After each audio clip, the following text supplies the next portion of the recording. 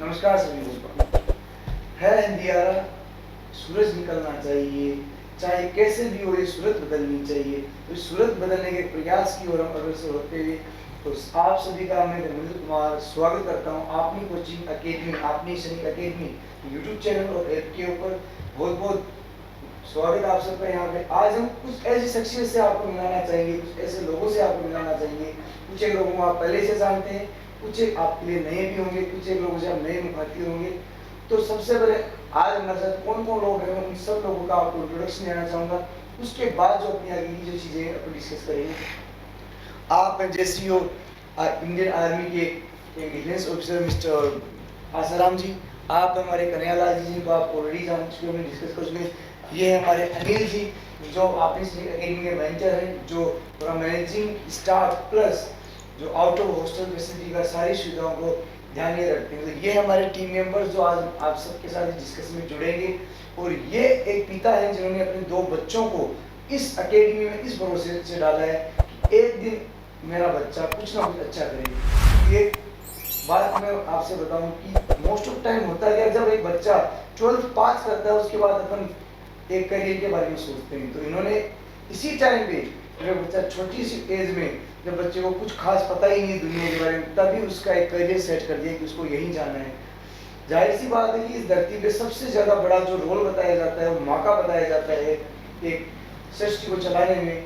But इस सृष्टि को चलाने में जो एक दूसरा पहला इम्पोर्टेंट पायदान होता है, पिता भी इसमें बड़ा रोल अदा कर रहे हैं। क्योंकि एक कहावत है जो बहुत अच्छी से किसी एक संत ने कही है कि मुझे रखा छाँव में खुद जलता रहा धूप में, मुझे रखा छाँव में खुद जलता रहा धूप में, मैंने देखा एक फरिश्ता पिता के रूप में।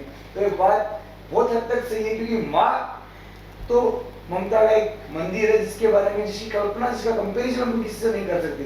पर बात की जाए माँ और बाप में तो दोनों एक गाड़ी के 2 पहियों के समान है, जिनके चलते हुए ये जिंदगी एकदम अच्छे से चलती आ रही है। क्यों? क्योंकि जब माँ घर पे संभालती है तो पिता बाहर का कार्य करता है, वो बाहर की चीज़ों को मैनेज करता है। तो एक सृष्टि का बहुत पुराना रूल है जो चलते आ रहा है। तो without taking so much time we will start the session, let's get going. तो सबसे पहले सर मेरा आपका बहुत बहुत स्वागत करता हूँ। आप यहाँ आज आए, आप हमारे बीच पधारे और आज आपने हमें अपना समय दिया, उसके लिए बहुत बहुत धन्यवाद सर आपका। तो सर मेरा सबसे पहला सवाल, सटीक सवाल ये है कि सर आपको कैसे पता लगा हमारी आपनी कौन सैनिक अकेडमी के बारे में? अपनी सैनिक एकेडमी के बारे में सबसे पहले एक्चुअली मैं डिफेंस से ताल्लुक़ात रखता हूँ। मैं यहाँ पर इसी साल बच्चे शिफ्ट किए, तो मिसेज ने आते ही बता दिया था कि अपनी सैनिक एकेडमी बहुत ही अच्छा एकेडमी है। और उन्होंने काफ़ी सारे मतलब 5 से 6 एकेडमीज़ मिसेज ने देख के रखा था, उसमें उनको भी सबसे अच्छा अपनी सैनिक एकेडमी लगा और मुझे भी। ताकि मैंने आने के बाद उन सभी एकेडमीज़ को विज़िट किया, अंदर जाके उनके प्रिंसिपल से मिले, डायरेक्टर से मिले और यहाँ पर भी सभी बच्चों से मिले, उनका टैलेंट को परखा और साथ साथ टीचर्स को भी जजब किया। जैसे इनके डायरेक्टर सूबेदार मेजर पेमालाल साहब है, बहुत ही उम्दा और अच्छा कार्य कर रहे हैं, ताकि आने वाला जो फ्यूचर है बहुत ही बेटर होगा अपनी सैनिक एकेडमी का। ताकि मैं बाकी एकेडमी में गया तो वहाँ पर ना तो कोई टीचर थे, ना कोई स्टाफ अवेलेबल था और बच्चे एक लावारिस की तरह खेल रहे थे। उनको देख के मतलब जो हम उम्मीद से एकेडमी में बच्चे डालते हैं कि ये हमारा फ्यूचर बनेगा, लेकिन उनके साथ अगर टीचर एनी टाइम अवेलेबल नहीं है तो बच्चे जीरो है। लेकिन यहाँ पर मैंने कम से कम 7 से 8 टीचर एनी टाइम बच्चों के साथ देखा। यहाँ वीडियो सेशंस, ये आपका लाइव क्लासेस और ऊपर मैथ, इंग्लिश और स्कूलिंग भी, साथ साथ स्कूलिंग भी आप लोग करवा रहे।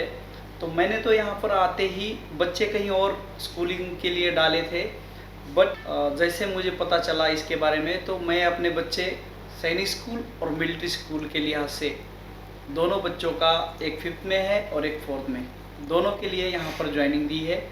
और काफ़ी सारे इस एकेडमी से उम्मीद है और अपने बच्चों से उम्मीद है सर। सर बहुत बहुत आभार आपके इस भरोसे के लिए। और हमारी संस्था आपके इस भरोसे खड़े उतरने के लिए दिन रात मेहनत कर रही है और आई होप हम करते रहेंगे। आप जैसे गार्जियंस का जो भरोसा है वही हमें कल को आगे पहुँचने में प्रेरित करे। तो सर जहाँ तक मैं आपके बारे में जान पाऊँ, आई थिंक आप महाराष्ट्र से हैं। Yes sir. तो महाराष्ट्र से आके राजस्थान जो बोलते हैं ना, तो लैंड ऑफ एजुकेशन जिसको अपन बोलते हैं, शिक्षा की धरती, उसके ऊपर इन्होंने अपने बच्चों का एडमिशन कराया, इसी सोच के साथ कि एक दिन ऐसा होगा जिस दिन हमारे बच्चे यहाँ से सफल बनेंगे। और वैसे भी अगर बात की जाए राजस्थान की धरती की, तो बहुत सारी चर्चाएं हैं धरती के बारे में, जिसको धरती दोहरानी भी बोलते हैं, इसको अपन वीरों की धरती, एजुकेशन से बहुत सारी कल्पनाएं इस धरती को लेके। एक बात बोलते हैं कि आ तो सुरगाम में शर्मा हुआ है, इन पर देव रमन ना आवे। तो ये जो धरती है कि ये तो सुरगाम में शर्मा हुआ है, इन पे, इस पे तो देव रमन देवता भी विचरण करने आते हैं। तो जो राजस्थान की जो हमारी धरती है, इस पे आपका बहुत बहुत स्वागत है सर। और हम आपकी पूरी जो कामनाएं, जो आप एक्सपेक्टेशन हमसे लेके आए, उस पर पूरी उतरेंगे। और सर मेरा दूसरा सवाल ये है कि सर आप खुद आर्मी में हैं, आप डिफेंस पर्सन हैं, तो आपने अपने बच्चों का करियर एज ए डिफेंस में ही क्यों चुना? क्योंकि यहाँ बहुत सारे ऑप्शन जो बच्चों को पीएमटी करवा रहे हैं, आईआईटी भी करवा रहे हैं, कुछ एक बड़े बच्चों को पटवारी ऐसे इस प्रकार निकाल रहे हैं, कुछ एक डॉक्टर इंजीनियर का सपना दे रहे हैं, कुछ एक वकील, बहुत सारे ऑप्शन हैं। तो सर ओनली आर्मी ही क्यों? सर आर्मी, एक सच्चा आदमी आर्मी से ही बनता है। और इन छोटी उम्र में अगर हम बच्चों को, जो 12th के बाद, ग्रेजुएशन के बाद बच्चे एग्ज़ाम दे रहे, अपनी सैनिक एकेडमी, उन बच्चों को 4th, 5th और 6th के अंदर, ये 3 साल के अंदर, 2 साल के अंदर बच्चों को उस एग्ज़ाम का हम प्रिपरेशन दे रहे। बच्चा आगे सैनिक स्कूल, मिलिट्री स्कूल में सेलेक्ट होता है नहीं होता है, ये इम्पोर्टेंट नहीं है। इम्पोर्टेंट ये है कि वो बच्चा क्या सीख रहा है आज की डेट में। और ये बहुत ही उम्दा लगा कि 6 महीने के अंदर अपनी सैनिक एकेडमी ने 4 बच्चे मिलिट्री स्कूल और सैनिक स्कूल के लिए दिए हैं। तो इसी को देखते हुए मेरी तो पूरी उम्मीद है कि मेरे दोनों बच्चे सेलेक्ट हो जाए, और यही आशा करता हूँ मैं आप लोगों से। ओके सर, बहुत बहुत सर। एक चीज़ मैं आपसे पूछ रहा हूँ, जैसे आपको बहुत काफ़ी अच्छा अनुभव रहा होगा आप लोग, क्योंकि एक जो इंसान डिफेंस पर्सन है उसकी पोस्टिंग इधर उधर होती रहती है, तो आपने क्या अनुभव किया, क्या एक ऐसी क्या चीज़ है जिसके कारण आजकल के जो बच्चे एजुकेशन से पिछड़ रहे हैं? क्योंकि जैसा कि अपन जाने तो बहुत सारे जो बच्चे हैं जो इनको सही गाइडलाइन नहीं मिल रही है। जिस गाइडलाइन बोलते हैं ना, स्टूडेंट एक मिसाइल है, student can be the guided missile और मिसगाइडेड मिसाइल, या तो गाइडेड मिसाइल है मिसगाइडेड। तो सर ये क्या कमी कहाँ आ रही है? गार्जियंस में कमी आ रही है या पेरेंटिंग में आ रही है? कहाँ ये कमी रह रही है कि वो बच्चा एक गाइडलाइन के तहत नहीं जा पा रहा है?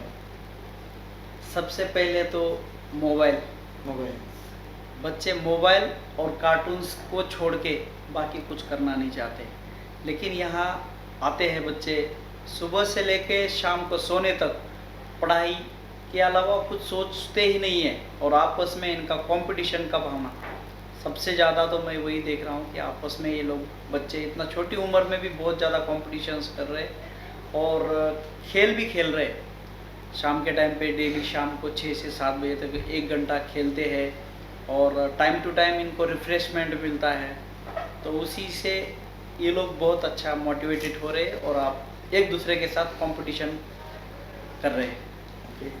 जैसे कि सर ने बताया कि मोबाइल सबसे बड़ी समस्या आज के घर में है, हर घर की समस्या है मोबाइल। बोलते ना, घर घर मोबाइल है, घर घर की समस्या मोबाइल है। क्यों? क्योंकि आजकल के जो छोटे छोटे बच्चे जिनको मतलब ढंग से खेलना चलना नहीं आता, उनको मोबाइल में गाना चला दो, आराम से बैठ जाएगा, सुनेगा। और इसमें सबसे बड़ी दिक्कत जो पेरेंटिंग की, जो अपना काम करने के अपने स्वार्थ के चक्कर में बच्चों को मोबाइल दे देते। तो इस वीडियो के माध्यम से उन तमाम पेरेंट्स से मैं हाथ जोड़ के विनती करना चाहूँगा कि कृपया करके अपने बच्चों को मोबाइल ना दें, क्योंकि कल को यही बच्चा आगे जाके बहुत मिसगाइड हो सकता है इस मोबाइल से। हाँ, गाइड भी हो सकता है, बट जिस बच्चे को पता नहीं कि इस मोबाइल का मैं यूज कैसे करूँ, तो ये बहुत नुकसान की बात है। इसलिए मोबाइल से थोड़ा सा अपने बच्चों को बचाने की कोशिश करें। और नेक्स्ट में आपको, अब मेरा एक सवाल है, मैंने जो पैनल हमारे साथ और बने हुए हैं, मेरा पहला सवाल अपने अनिल जी से है। सर जो गार्जियन, जैसा कि उन्होंने बताया कि हमें भरोसा लेके आए आपकी उम्मीदों का, आप उस पर खड़े उतरे, तो इसकी जो प्लानिंग है, इनको तो नहीं पता कि हम क्या प्लान कर रहे हैं, बच्चों को आगे क्या क्या देंगे। तो आज वीडियो के माध्यम में तमाम गार्जियंस को भी बताएं जो आप अपने को देख रहे हैं, और इन सर को भी बताइए कि हमारी क्या प्लानिंग है इन बच्चों को लेके जिनको यहाँ भेज रहे हैं। सबसे पहले तो आपने सैनिक एकेडमी के यूट्यूब चैनल पर सभी का हार्दिक अभिनंदन और स्वागत करता हूं। और मैं वीडियो के माध्यम से, यूट्यूब के माध्यम से, जो हमारे आसाराम जी हैं जो महाराष्ट्र से हैं, जो बच्चों के प्रति जो उम्मीद लेके आए हैं, और सीकर के अंदर इन्होंने अपनी सैनिक एकेडमी को चुना है, बहुत परख के चुना है उन्होंने। इन्होंने मेरे को बताया कि मैं सबसे पहले सर मैं आप मुझे यहाँ अन्य एकेडमियाँ भी बता दो, और हमने इनको एकेडमियों के बारे में काफ़ी अवगत कराया कि वो एकेडमी है सर, आप एकेडमी को अच्छे से अंदर से परख लो, उसके बाद में अपनी एकेडमी को परख लो। मैं सबसे पहले आपको सर ये बताना चाहूँगा वीडियो के माध्यम से, अपने अन्य एकेडमी से भिन्न इसलिए है क्योंकि अपनी एकेडमी के अंदर अब ये नहीं, अभी थोड़े कुछ समय पहले ये विपदा का दौर गुजरा था कोरोना के चक्कर में, तो काफ़ी बच्चे कमज़ोर भी हैं। तो सैनिक स्कूल और मिलिट्री स्कूल का काफ़ी हाई लेवल का पेपर आता है और काफ़ी बच्चे ऑल ओवर इंडिया में एग्जाम भी देते हैं। तो मिलिट्री स्कूल 5 हैं, उसमें 350 सीटें हैं, सैनिक स्कूल में भी काफ़ी कम है। तो इस प्रकार का कंपटीशन पास करना एक बच्चे के लिए बहुत कठिन काम है। तो उसको मद्देनजर देखते हुए तो कोई पेरेंट्स आता है कि कोरोना के चक्कर में काफ़ी बच्चे मोबाइल के चक्कर में, ऑनलाइन के चक्कर में, गेम्स के चक्कर में काफ़ी उन्होंने अपना टाइम वेस्ट किया। तो बच्चे को मेरी नॉलेज के अंदर जहाँ एकेडमी में बच्चे आए हैं तो उनको टेबल तक नहीं आ रही, तो उन बच्चों को अपन सैनिक स्कूल और मिलिट्री स्कूल तक कैसे किस तरीके से पहुँचाएं, उनके लिए बहुत अपना कठिन संघर्ष है। तो अपनी सैनिक एकेडमी अपने अलग अलग बैचें चलाती है सर, डायरेक्ट ऐसा नहीं है नई एकेडमी की तरह डायरेक्ट आए और सैनिक स्कूल और मिलिट्री स्कूल जो बैच बना रखे नई एकेडमी की तरह उसमें डाल दिया, ऐसा संभव नहीं है। यहाँ पेरेंट्स को वो भरोसा दिलाया जाता है सबसे पहले तो जो बच्चों को, ऐसे बच्चे भी हैं हमारे पास जिनके अलग अलग बैचें हमने बना रखे हैं, जिनको टेबल तक नहीं आती उनकी अलग क्लासेज हैं, कुछ थोड़ी सी अप लेवल के उनकी अलग क्लासेस बना रखे हैं हमने। पर्सनली हर स्टूडेंट्स के लिए टीचर्स के माध्यम से उनको नज़र रखी जाती है और उसके बाद में ही बच्चे को सैनिक स्कूल और मिलिट्री स्कूल के बैच में पहुंचा जाता है। डायरेक्ट हमारी एकेडमी की तरफ से बच्चों को सैनिक और मिलिट्री में बैच में नहीं डाला जाता है, ये हमारी तरफ से है। और दूसरा, बच्चे को जैसे जैसे प्रोग्रेस होती है बच्चे के अंदर, उसके बाद में हम बच्चे का ऑनलाइन माध्यम से टेस्ट, हमारे यहाँ टेबलेट्स लगे हुए हैं, उनके माध्यम से बच्चों को क्विज खिलाई जाती है। और सबसे बड़ी ये है कि पेरेंट्स को यहाँ आने तक की और फ़ोन करने तक की नौबत नहीं आती कि मेरा बच्चा क्या कर रहा है, आखिरकार किस लेवल पे है, किस लेवल तक बच्चे की प्रोग्रेस हुई है। इस प्रकार के तमाम सॉल्यूशंस हमने कर रखे हैं अपनी सैनिक एकेडमी में। बच्चे को रिपोर्ट ऑनलाइन माध्यम से घर चली जाती है। सबसे पहले तो मैं बताना चाहूँगा अपने क्विज हैं जो टैबलेट्स पे ऑनलाइन क्विज चलते हैं, क्वेश्चन चलते हैं, उनकी रिपोर्ट पर डे पेरेंट्स के मोबाइल तक पहुंच जाती है कि आज बच्चे ने इतनी प्रोग्रेस की, इस बच्चे ने ये प्रोग्रेस की। जितना बच्चे के नंबर है उतने पूरे नंबर चले जाते हैं जितने जिस प्रकार से बच्चे ने प्रिपरेशन की है। उसके बाद में मैं कहना चाहूँगा बच्चे की अपनी सैनिक एकेडमी ऐप है, उसके माध्यम से भी हम कोर्स अवेलेबल करवाते हैं और डिजिटल अपना पूर्ण रूप से डिजिटल सिस्टम है। इस प्रकार से बच्चों को धीरे धीरे तैयार किया जाता है। और सबसे पहले मैं जानकारी देना चाहूँगा अपनी शेखावट ही नहीं, मैं पूरे राजस्थान की अपनी सबसे पहली एकेडमी है जिसके अंदर राजस्थान की RIMC राष्ट्रीय इंडियन मिलिट्री कॉलेज देहरादून के अंदर है, उसके लिए हमने पर्सनल बैचें चला रखे हैं। ये सर ये जो सारी जो इन्फॉर्मेशन इन्होंने हमें दी उसमें कुछ एक चीज़ और ऐड करते हुए बताना चाहूँगा कि जो चीज़ें आज के टाइम सबसे ज़्यादा जरूरी है डिजिटलाइजेशन, चीज़ों को डिजिटल कराना। तो ये अगर हम पूरा आजकल अगर बाद में पहले फ़ोन आते थे, फिर एंड्रॉयड आए, आजकल फ़ोन भी स्मार्ट होने लगे, तो student needs to be smart, student को भी स्मार्ट होना पड़ेगा। और स्टूडेंट को स्मार्ट बनाया कैसे जाएगा? स्टूडेंट वही अगर मार्केट चौक उससे हिसाब से student can not be smart. Student को स्मार्ट बनाने के लिए उसको स्मार्ट तरीके देने पड़ेंगे और वो सारे तरीके हमारे पास हैं।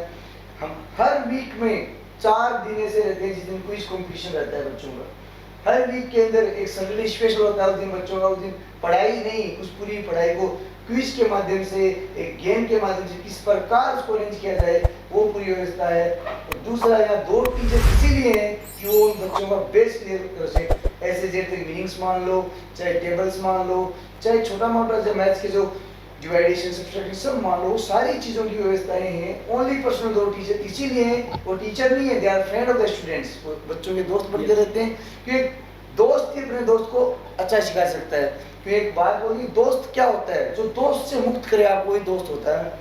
तो एक दोस्त के रूप में वहाँ पे हैं।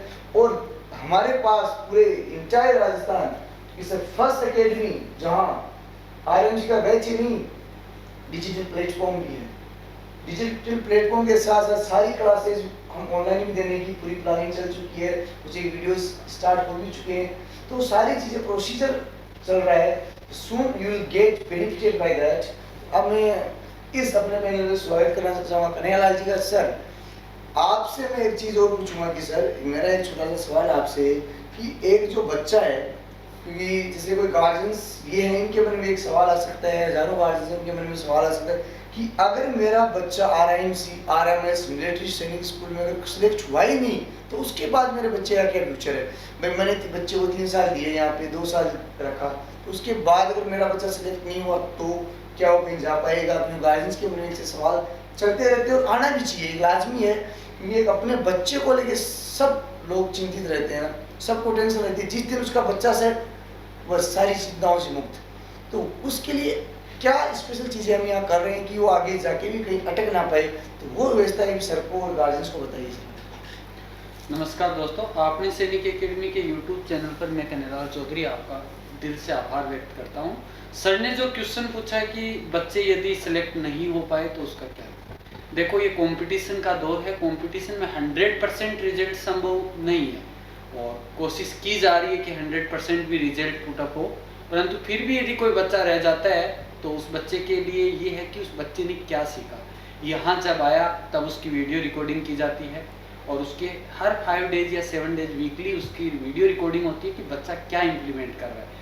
बच्चे के पर सब्जेक्ट देखा जाता है, क्विज के मीडियम से देखा जाता है और बच्चे के अंदर जो इम्प्लीमेंट हो रहे हैं वो बच्चा आगे जाके यदि सेलेक्ट भी नहीं होता है तो बच्चे के पेरेंट्स को घबराने की जरूरत नहीं है। आपका बच्चा उन बच्चों से बेहतरीन है जो बच्चे आपके बच्चों से की बजाय अदर स्कूल्स में पढ़ रहे हैं, स्कूली लेवल पे नॉलेज ले रहे हैं, उन बच्चों से काफ़ी आगे हैं। बच्चा रीजनिंग कम्प्लीटली सीख चुका होता है, जो बैंक एसएससी लेवल तक की रीजनिंग हमारी एकेडमी 6th स्टैंडर्ड के बच्चे को सिखाने की कोशिश करती है। रेलवे की कोचिंग्स के अंदर जो मैथमेटिक्स वगैरह आती है, रेलवे वगैरह तक के यहाँ तक का लेवल क्लास बेसिक मैथ्स जिसको मैं कहूँगा वो कंप्लीट बच्चा यहाँ से सीख चुका होता है। बेसिक साइंस, जो जनरल साइंस जिसको अपन रेलवे वगैरह के अंदर अच्छे से क्वेश्चंस आते हैं, उन बच्चों को रेलवे तक का नॉलेज साइंस का दे दिया जाता है।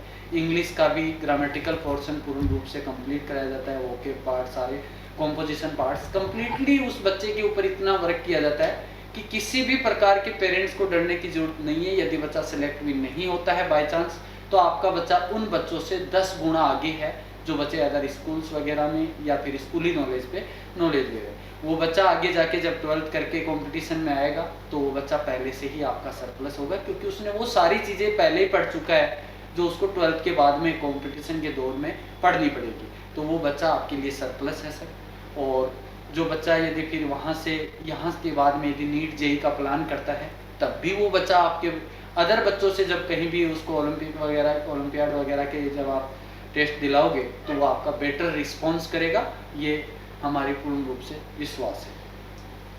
Thank you sir for that. अब सर बहुत सारे जो गार्जियंस हैं उनके मन में कन्फ्यूजन सा रहता है, कई सारी चीज़ें उनके मन में चलती रहती है कि आरएमसी में भेजूँ, आरएमसी में भेजूँ कि नहीं भेजूँ।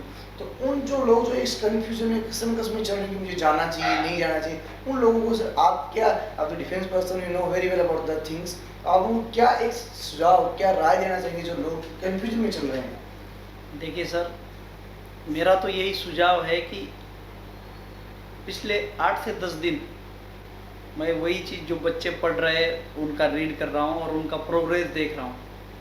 तो बच्चे 70% अपना प्रोग्रेस कर चुके हैं और वो लोग जो पढ़ रहे हैं शायद हमें भी नहीं है पता अभी तक, या हम पता करने की कोशिश नहीं कर रहे, लेकिन बच्चों को वो चीज़ें पता चल रही है। तो इससे मैं बहुत खुश हूँ और बच्चे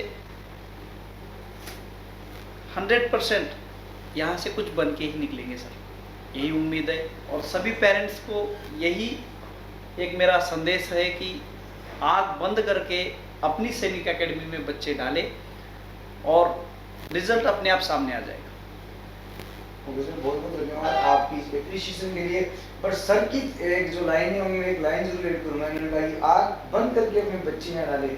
बिल्कुल सर, ये आपका अपनापन है, बट मैं आपको कहूँगा साहब आँख बंद नहीं, आँख कान हर एक चीज़ जो आप जितनी तरह से ध्यान लगा सकते हो लगा के बच्चे डालें। ये आपके बच्चे का फ्यूचर का सवाल है, एक बच्चे का फ्यूचर यहीं बनता है यहीं बिगड़ता है, इसलिए आप सारी चीज़ें ध्यान में रखते हुए बच्चे को डालें। पर इतना जरूर है कि आपका बच्चा और आप यहाँ से निराश होकर नहीं लौटेंगे और आपकी हर एक जो उम्मीदें हैं उस पर खरा उतरेंगे, पूरी कोशिश करेंगे।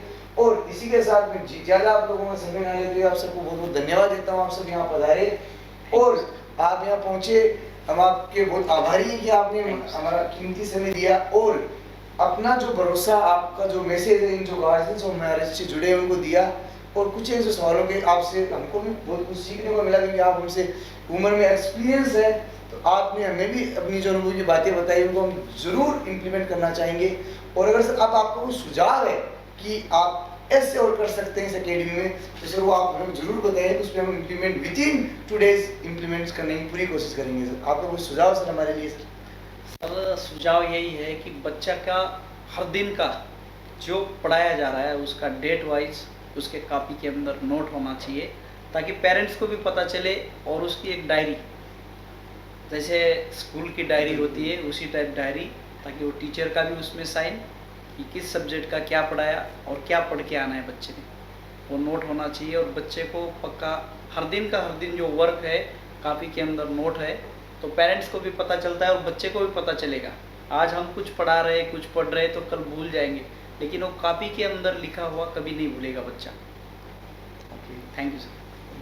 ओके सर, बट यहाँ सर की मैं बात में एक चीज़ और ऐड करूँगा कि सर ने कहा डायरी में लिखें, तो आपको हम बता दें कि हमारे पास ऐसी डिजिटल डायरी हैं जिसमें हमें ना तो राइट डाउन करने की जरूरत है, सीधा जो बच्चे ने किया क्विज के माध्यम से गार्जियन के सर तक पहुंचेगा। क्योंकि आज को हो सकता है गार्जियन अपने बच्चे की डायरी देखना भूल जाए, डिजिटल का जमाना है, बट गार्जियन अपना फोन जरूर देखेगा। और इसीलिए हमने ये सब सोच के डिजिटलाइजेशन का काम चालू किया, क्योंकि बहुत जगह में स्कूलों में भी रहा हूँ, मैंने देखा जो डायरी जो एक फॉर्मेलिटी हो गई कि टीचर्स ने डाल दिया, कभी तो गार्जियन ने नहीं देखा तो कभी टीचर ने नहीं देखा। बट ये जो एक मैसेज के माध्यम से आपसे जुड़ेंगे, उस मैसेज के माध्यम से आप तक हर एक दिन की रिपोर्ट कि आज मेरे बच्चे ने क्या पढ़ा, और आज की जो रिपोर्ट उसमें जो उसने आज टेस्ट दिया उसमें इसका कैसा स्कोर हो पाया वो आपको मिलेगा। तो सर बहुत बहुत धन्यवाद आपके सुझावों के लिए। Wish you all the best, have a good day, जय हिंद, जय भारत।